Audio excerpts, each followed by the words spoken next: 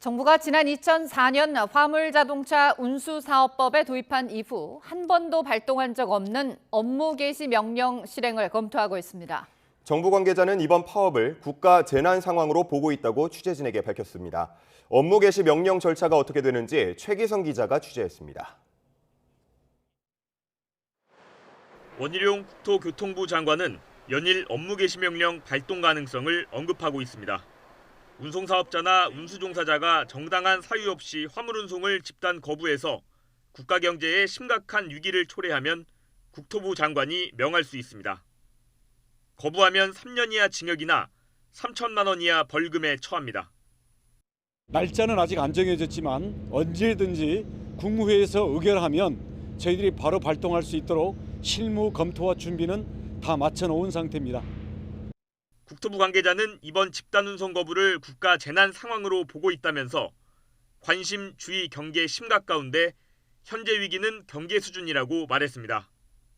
심각 단계로 위기 수준이 올라가고 관련 부처인 기획재정부나 해양수산부, 산업통상자원부 등에서 보고한 피해 내용을 취합해 국무회의에 상정합니다.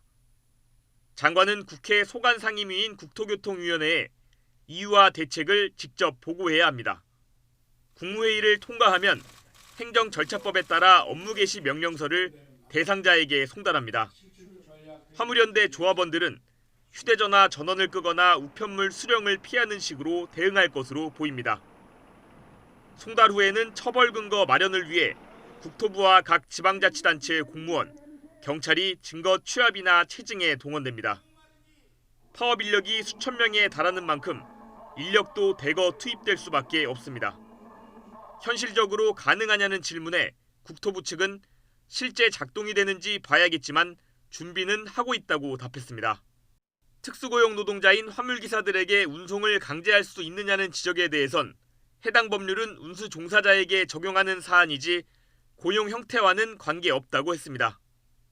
화물연대는 업무 개시 명령이 발동되면 파업 강도를 높여갈 수밖에 없다고 밝혔습니다. 법률가들은 증거 수집이 쉽지 않고 확정 판결까진 수년이 걸릴 수 있다고 말합니다.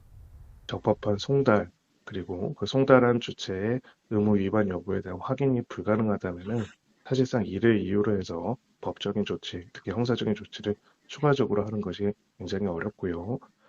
2020년 집단 휴진 당시 업무 개시 명령을 미이행한 전공의 10명을 고발했던 보건복지부는 협상 타결 이후 고발을 모두 취하했습니다.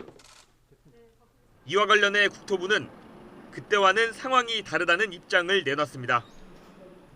YTN 최기성입니다.